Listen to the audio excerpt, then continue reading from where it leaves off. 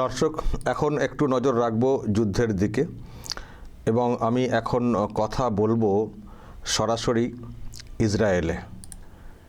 আমি ওখানে যার সঙ্গে কথা বলি মাঝে মধ্যেই, তাকে আমি ধরার চেষ্টা করছি। হ্যাঁ, পেয়েছি। দীপন চৌধুরী সরাসরি ইসরায়েল থেকে অনলাইনে রয়েছেন। দীপন, আরামবাগ টিভিতে স্বাগত জানাই আরও একবার। কিন্তু এমন একটা জায়গাতে রয়েছেন, আমরা যেসব খবর দেখছি আর কি, যে মাঝে মধ্যেই মিসাইল পড়ছে, লোকজন ঢুকে পড়ছেন আন্ডারগ্রাউন্ডে, বাংকার ইত্যাদি। তো আগে বলুন যে কেমন আছেন এখন? হ্যাঁ, ধন্যবাদ। না, আমি এমনিতে ঠিকই আছি। মানে যে ইন্টেন্সিটিতে যুদ্ধটা শুরু হয়েছিল আর কি, সেটা কিন্তু মানে মিসাইল ফায়ার, মানে যদি আমি বলি তাহলে সেটা কিন্তু আস্তে আস্তে অনেকটাই কমছে। মানে শুরুর দিকে যদি ধরুন ইরান দিনে, মানে আমি আমাদের শহর অঞ্চলটার হিসেবে বলছি, যে 7-8টা করে রাউন্ড মিসাইলও পাঠিয়েছে মাঝে মাঝে। এখন কিন্তু সেটা হচ্ছে না। যেমন গতকাল অবধি প্রায় 3 দিন কোনো তেলাভিভের অঞ্চলে মিসাইল আসেইনি। কাল রাতে আর আজকে সকালে আবার দুটো এসছিল, তো মানে রেগুলার নয়। আর দ্বিতীয় যেটা এবারে সবচেয়ে গুরুত্বপূর্ণ, সেটা হচ্ছে যে আগের বার যেটা হয়েছিল জুনের লড়াইটা, সেই সময় ইরান যে মিসাইলগুলো ব্যবহার করছিল সে তাতে যে বিস্ফোরক যেটা ছিল সেটা অনেক বেশি ছিল। এইবার এরা একটা অন্য স্ট্র্যাটেজি নিয়েছে, সম্ভবত ইসরায়েল বা আমেরিকার ইন্টারসেপ্টর গুলোকে মানে আরো বেশি করে খরচ করবার জন্য। যে একটা সিঙ্গেল মিসাইল ধরুন 50 টুকরো বা 80 টুকরোতে ছড়িয়ে ছড়িয়ে যায়, মানে যেটাকে এরা বলছে ক্লাস্টার, এবং সেই ভিডিও বা ছবি মানে বহুল প্রচলিত হয়েছে সব মিডিয়াতেও। তার ফলে এটা কি হয়, যেমন একদিকে অনেকটা জায়গা জুড়ে ড্যামেজ হওয়ার সম্ভাবনা থাকছে, কিন্তু তার সঙ্গে কিন্তু নেট বিস্ফোরক যে ক্ষমতা সেটা কিন্তু অনেকটা কমে যাচ্ছে। মানে আগে ধরুন একটা 500 কেজি বা 1000 কেজি ওয়ার হেড যদি একটা সিঙ্গেল মিসাইলে পাঠাতো, এখন ধরুন মানে পার ওয়ার হেড 30 বা 40 কেজি এরকম। তো সেই ক্ষেত্রে যেটা একটা হয় সেটা হচ্ছে যে আপনি যদি শেল্টারে থাকেন, সেক্ষেত্রে মানে আপনার প্রাণের ঝুঁকি প্রায় নেই বললেই চলে। এবং এখনো অবধি সেই কারণে সিভিলিয়ান ক্যাজুয়ালিটি, মানে আমি বলছি যে প্রাণহানি খুবই কম, জুনের তুলনায় কম, যদিও যুদ্ধ অনেকদিন বেশি চলছে জুনের তুলনায়। আর যে কটা মানে ক্যাজুয়ালিটি হয়েছে তারা কিন্তু কোনো না কোনো ভাবে শেল্টারে যেতে পারেননি।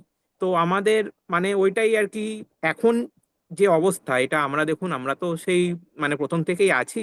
তো এই হামাসের সঙ্গে যুদ্ধের সময়ও যেরকম হতো, বা পরবর্তীকালে এই হিজবুল্লাহ বা হুতির ক্ষেত্রেও যেরকম হতো, যে ওই যখন সাইরেন আসছে শেল্টারে চলে যেতাম, বাকি সময় মোটামুটি কাজকর্মে কোনো অসুবিধা হতো না। তো এখন কিন্তু এরকমই হচ্ছে। আমরা মোটামুটি আমি এবং আরো যারা আমাদের ভারতীয় বা বাঙালিও আছে, প্রায় রোজই মানে ল্যাবে আসছি, জিনিসপত্র দোকানপাট খুলেছে, কেনাকাটা করেছে অবভিয়াসলি। মানে ওই একটাই সাবধানতা, যে যেহেতু এখানে মোটামুটি ধরুন 7-8 মিনিট আগে একটা অ্যালার্ট দিয়ে দেয় যে এইবার মিসাইল আসতে পারে। তো সেই সময় আপনি জাস্ট একটু শেল্টারের কাছে চলে যাবেন। বাকি ওইখানে থাকলে খুব একটা অসুবিধা হয় না, ম্যাক্সিমাম ওই 15 মিনিট মতো থাকতে হয়, তারপর আবার আপনি বেরিয়ে চলে আসবেন।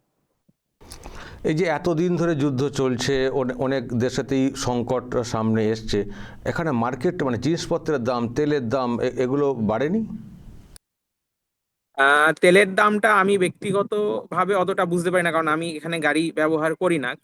সবজি ইত্যাদির কিছুটা দাম বেড়েছে, কিন্তু অতটা নয়। তার সম্ভবত একটা কারণ হচ্ছে এরা হয়তো কিছুটা আগে থেকে স্টক করে রেখেছিল প্রিপারেশন হিসেবে, মানে জিনিসপত্র। তবে এটা যদি খুব বেশি দিন চলে তাহলে স্বাভাবিকভাবে মানে এটার প্রভাব পড়তে বাধ্য। তার কারণ একটা বড় হচ্ছে যে এখানে এয়ারপোর্ট ইত্যাদি গুলোতেও মানে ফ্লাইট রেস্ট্রিকশন হচ্ছে। তো এখানে অনেক কিছু জিনিস কিন্তু ইম্পোর্ট করতে হয়, মানে আমি সিম্পল খাবার দাবারের ক্ষেত্রেও বলছি। সেটা যদি বন্ধ হয়ে যায় তাহলে কিন্তু ভবিষ্যতে মানে আরো ইস্যু হতে পারে। বাট সেই রকম এখনো বিশাল কিছু আমরা মুদ্রাস্ফীতি লক্ষ্য করতে পারিনি। তো সরকার পক্ষ কি বলতে চাইছে, মানে কি যুদ্ধ কি কন্টিনিউ হবে, মানে তাদের কি অবস্থান এখন?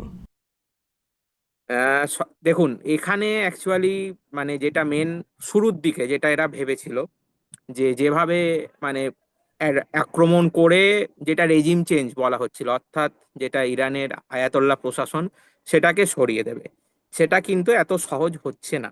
মানে সেটা এখন এইটা নিয়ে নানা রকম এদের মধ্যেও মতবিরোধ আছে। মানে মোসাদের যিনি চিফ তিনি বলেছিলেন 1 বছর লাগবে, কিন্তু সম্ভবত এখানকার সরকার সেটা মানতে চায়নি। আবার এটা একটা খবর বেরিয়েছিল, সেটা কতটা সত্যি মিথ্যে জানি না, যে আমেরিকার উপরাষ্ট্রপতি জেডি ভান্স তিনি এখানকার প্রধানমন্ত্রীকে বলেছেন আর কি কিছুদিন আগে, যে আপনি তো খুব অপটিমিস্টিক ছিলেন যুদ্ধ শুরুর আগে, যে রেজিম চেঞ্জ হয়ে যাবে।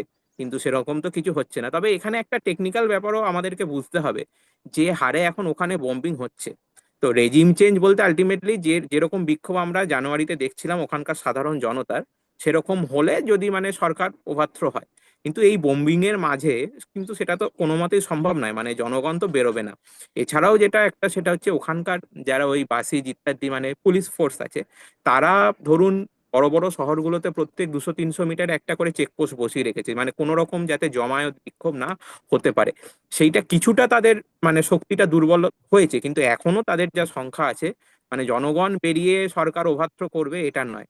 তো এই মুহূর্তে যেটা মানে ট্রাম্পও যেটা বারবার বলছেন যে এক হচ্ছে হরমুজ প্রণালী যদি খুলে যায় আর এই ধরনের চুক্তি, তো এদের কাছে মানে ইসরায়েলের পয়েন্ট অফ ভিউ থেকে যেটা সব থেকে বড় গুরুত্বপূর্ণ সেটা হচ্ছে ইরানের পরমাণু বোমা যাতে বানাতে না পারে। সেক্ষেত্রে যে 460 কিলোগ্রাম মতো এনরিচড ইউরেনিয়াম, 60% এনরিচড ইউরেনিয়াম, যেটা ইরান সম্ভবত ইস্পাহানে কোনো একটা ফেসিলিটির মধ্যে মানে ভেতরে করে রেখেছে, যেখানে বাংকার বাস্টার বোমও সম্ভবত যেতে পারে না, সেইটার কি হবে এখন? আমেরিকা আপনি জানেন যে 15টা যে প্রস্তাব দিয়েছিল, তার মধ্যে অন্যতম ছিল হচ্ছে যে এই এনরিচড ইউরেনিয়ামটা সেটা ইন্টারন্যাশনাল অ্যাটমিক এনার্জি এজেন্সি আইএইই কে হাতে তুলে দিতে হবে। এটা কিন্তু ইরান কখনোই মানবে না, মানে আইআরজিসির পক্ষে এটা মানা সম্ভব নয়। তো এটা একমাত্র হতে পারে এক যদি সরকার চেঞ্জ হয়, যারা অফিসিয়ালি ঘোষণা করে দিল যে আমরা পরমাণু বোম বানাবো না, তাহলে সেই তুলে দিল। এখন যতক্ষণ না এই ইউরেনিয়ামটার কোনো সুরাহা হচ্ছে, ততক্ষণ কিন্তু অ্যাটলিস্ট যুদ্ধ চলবে। না হলে এই যুদ্ধটার মানে কোনো কিন্তু দাঁড়ালো না, মানে এত ক্ষয়ক্ষতি দুতরফেই, প্রাণহানি, ইকোনমিক লস, সবকিছু করে আলটিমেটলি কিছুই হলো না যদি আবার আই এই ইউরেনিয়ামটা পাওয়া না যায়। এবং যদি এই আইআরজিসি থেকে যায়, এই যুদ্ধ ধরুন একটা সিজফায়ার ট্রাম্প হয়তো করেও দিল, তখন কিন্তু এদের নতুন প্রশাসন অবশ্যই যেভাবেই হোক চাইবে যে পরমাণু বোমা বানাবে, কারণ পরমাণু বোমা বানাতে মোটামুটি ধরুন 85-90% এনরিচড ইউরেনিয়াম লাগে। ইরানের কাছে কিন্তু 60% হয়েই গেছে। তো ওই 20% ওরা যদি চায় বানানো, এমন কিছু সময়ের ব্যাপার নয়। তো এইটা একটা খুব ক্রিটিক্যাল জাংশন, যেখানে নেতানিয়াহু সম্ভবত এই কারণে ট্রাম্পকে পুশ করছেন যে এটা চালু মানে চালিয়ে যেতে। না, হয়তো মানে অদূর ভবিষ্যতে হয়তো এক সপ্তাহের মধ্যে আমেরিকা একটা গ্রাউন্ড ইনভেশন করতে পারে। সেটা একদিকে ওই খার্গ আইল্যান্ডের মানে দখল নেওয়ার জন্য হতে পারে, আর আরেকদিকে যেটা হতে পারে এই ইউরেনিয়ামটা গ্রাউন্ড ফোর্স দিয়ে মানে নিয়ে আসা নিচে, কিন্তু এটা খুবই জটিল কারণ এতে প্রাণহানির সংখ্যা প্রচুর থাকে।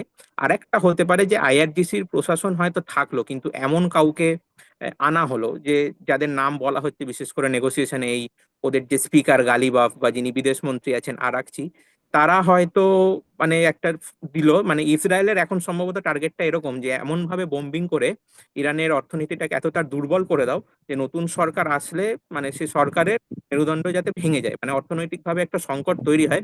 অর্থাৎ নেগোসিয়েশনে মানে এইটার বদলি হিসেবে ঠিক আছে আমরা আর অ্যাটাক করবো না, তোমরা আমাকে ইউরেনিয়ামটা দিয়ে দাও। তো এইরকম নানা রকম মানে চলছে, মানে প্যাঁচ পাল্টা প্যাঁচ। তো কিন্তু হ্যাঁ, মানে এই মুহূর্তে মানে খুব ম্যাজিক কিছু না হলে যুদ্ধ কিন্তু এখন অন্তত আমি যা দেখতে পাচ্ছি মিনিমাম 1 মাস তো চলবেই। একেবারেই যেটা চাইছে ইসরায়েল ইউএসএ ততটা সহজ তো হচ্ছে না, এবং ওরা একটা বেশ কবজা পেয়েছে হরমুজটাকে আটকে দিয়ে পুরো বিশ্বকে একটা সংকটের মুখে ঠেলে দেওয়া, যেটাতে হাঁসফাঁস করছেন মাঝে মধ্যেই দেখতে পাচ্ছি ডোনাল্ড ট্রাম্পও।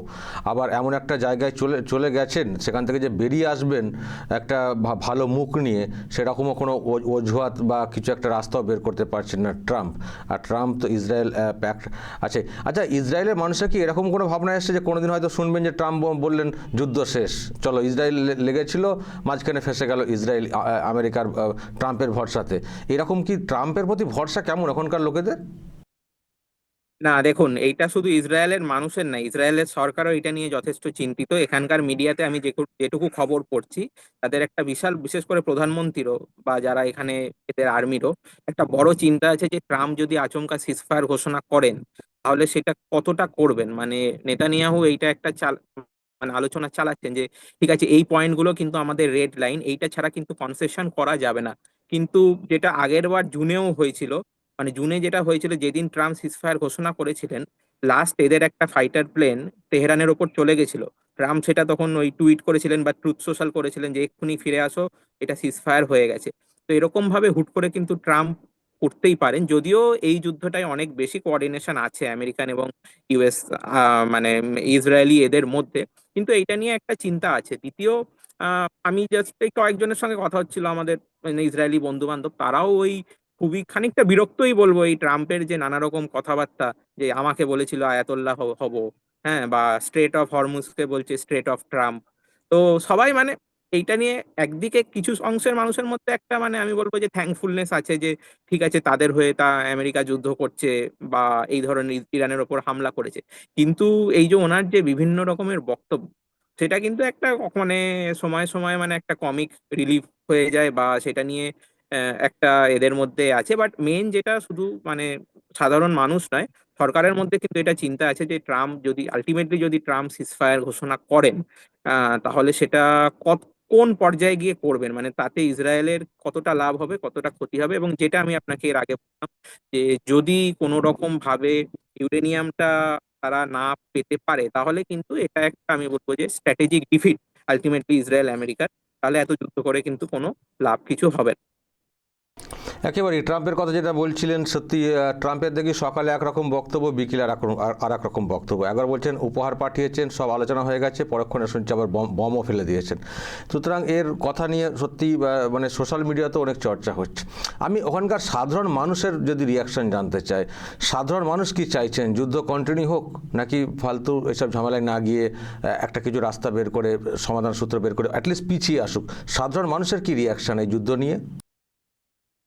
দেখুন, এইটার মানে দু তিনটে ভাগ আছে। একদম যুদ্ধের প্রথম দিকে যখন এটা জানা যায় যে আয়াতোল্লাহ খামেনি নিহত হয়েছেন, তখন কিন্তু মানে মানুষের মধ্যে একটা বিরাট আনন্দ ছিল। কারণ এইটা কিন্তু অনেকটা, ধরুন ভারতের ক্ষেত্রে যদি হাফিজ সঈদ বা দাউদ ইব্রাহিম যদি মারা যায়, যেরকম প্রতিক্রিয়া ভারতীয়দের মধ্যে হওয়ার কথা, ইসরায়েলিদের মধ্যে কিন্তু সেই প্রতিক্রিয়াই হয়েছিল। আমি অনেককেই আমাদের শেল্টারে আমি অনেককে দেখেছিলাম, তারা রীতিমতো সেদিনকে মানে ওয়াইনের বোতল খুলে সেলিব্রেট করছিল যখন খামেনির খবরটা কনফার্ম। তারপর যত গেছে, তো সবাই ইনিশিয়ালি একটা ভেবেছিল হয়তো রেজিম চেঞ্জ হয়ে যাবে, কিন্তু সেইটা যখন হচ্ছে না, তখন এখন বর্তমানে আমি যদি বলি দুটো ভাগে বিভক্ত। একটা ভাগ চাইছে যে ঠিক আছে থেমে যাক, হ্যাঁ, কারণ আস্তে আস্তে তো ইকোনমির ওপরও প্রেসার পড়বে। যদিও চলছে জিনিসপত্র, একদম টোটাল শাটডাউন নয়, কিন্তু মানে রেস্ট্রিকশন আছে, মানে এতজনের বেশি জমায়েত করতে পারবে না। বিশেষ করে যেটা ফ্যাক্টর, সেটা হচ্ছে যে স্কুল বন্ধ। তো বাচ্চারা বাড়িতে থাকছে, তার ফলে যারা বাবা মা আছে, যাদের ছোট শিশু আছে, তারা কিন্তু কেউ কাজে তেমন আসতে পারছে না। তো পড়ছে মানে ইকোনমি বা ওয়ার্ক প্লেসে এফেক্ট পড়ছে। আর একটা অংশ আবার আছে যেটা আবারও ওই সেই ক্রিটিক্যাল পয়েন্ট, যে রেজিম চেঞ্জ যদি না হয় ঠিক আছে, কিন্তু তাহলে ইউরেনিয়ামটা যাতে আমরা পাই, মানে যাতে ইরান যাতে আর কোনোদিন পরমাণু বোমা বানাতে না পারে। কারণ এটা বুঝতে হবে যে এই, এবং সেই ক্ষেত্রে ওভারঅল যে সেন্টিমেন্টটা কিন্তু এদিকেই যাচ্ছে, যে ঠিক আছে আমরা এখন একটু স্যাক্রিফাইস করি, আমাদের একটু শেল্টারে যেতে হচ্ছে ইত্যাদি, সেসব ঠিক আছে, কিন্তু তাতে যদি আলটিমেটলি আমরা ইরানের পরমাণু বোমা বানানোর ক্ষমতাটাকে নষ্ট করে দিতে পারি, সেটা কিন্তু মানে খুব একটা বড় ব্যাপার। আর একটা জিনিস বুঝতে হবে, ইসরায়েলিরা কিন্তু এইসব ঠিক আছে এই লেভেলে হয়তো নাই, যুদ্ধ বিগ্রহে অভ্যস্ত।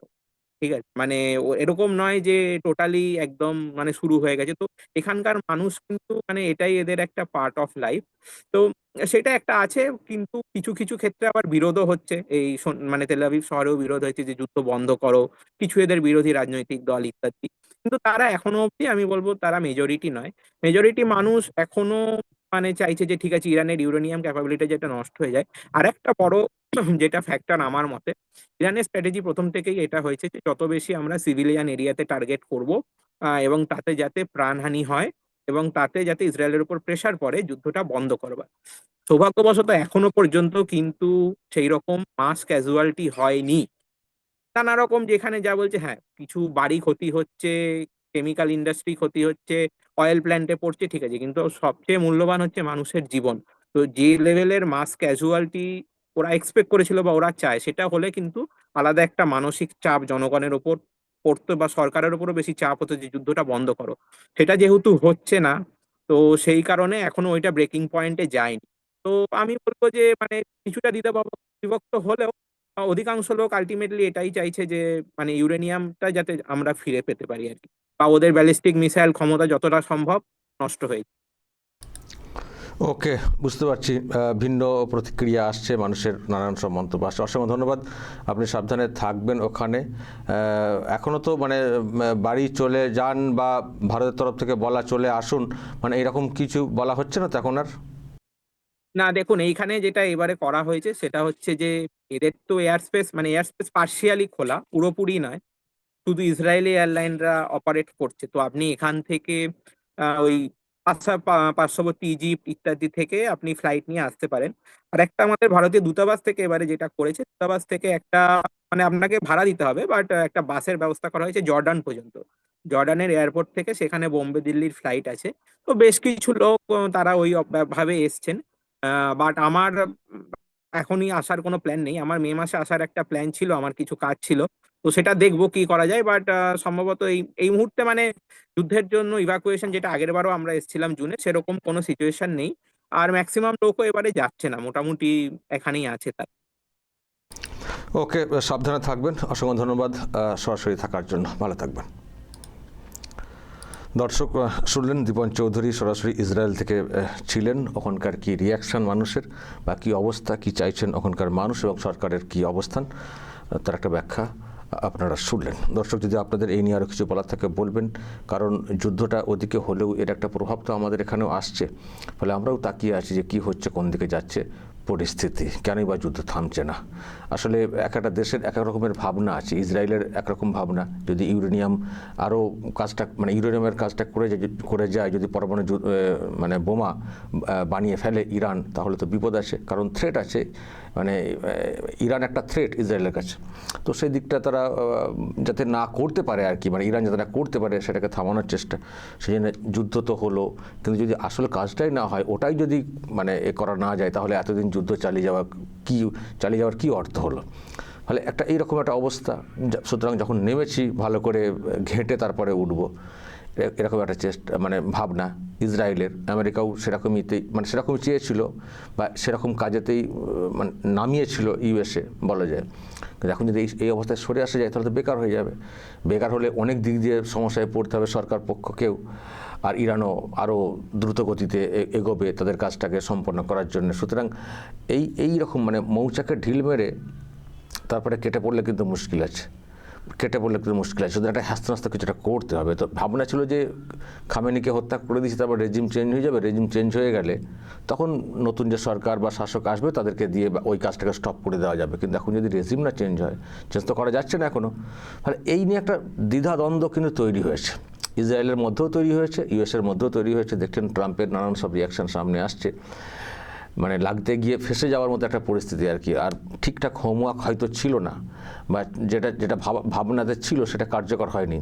ভাবতে পারেনি এই পক্ষ, ইসরায়েল বা আমেরিকা, যে হরমুজটা একটা বিরাট চাবিকাঠি হয়ে যাবে ইরানের কাছে। সেই হরমুজের জন্যে কিন্তু আজকে গোটা বিশ্ব খাবি খাচ্ছে। আর বিশেষ করে ইসরায়েল এবং ইউএস এখন এখান থেকে কী করে বের হবে? পুরোপুরি কি খতম করে দেওয়া যাবে, নাকি অন্য কোনোভাবে কোনো সূত্র বের হবে? এখন এটা একটা বড় কৌতূহলের হয়ে দাঁড়িয়েছে।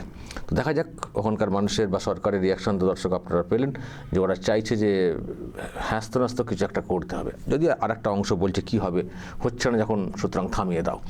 তো ফলে কোন দিকে যাচ্ছে পরিস্থিতি এখনই বলা খুব মুশকিল। তবে যা হচ্ছে সেদিকে আমরা নজর রাখছি এবং আপনাদের কাছেও ব্যাখ্যা আকারে ব্যক্ত করছি। দর্শক বলবেন যদি আপনাদের এই নিয়ে আরও কিছু বলার থাকে, অবশ্যই বলবেন কমেন্ট বক্সে। এবং কি করা উচিত, কোন পক্ষের কি করা উচিত, সেই নিয়েও আপনাদের মতামত আপনারা রাখতে পারেন। বলবেন কমেন্ট বক্সে। নজর রাখবেন আরামবাগ টিভিতে।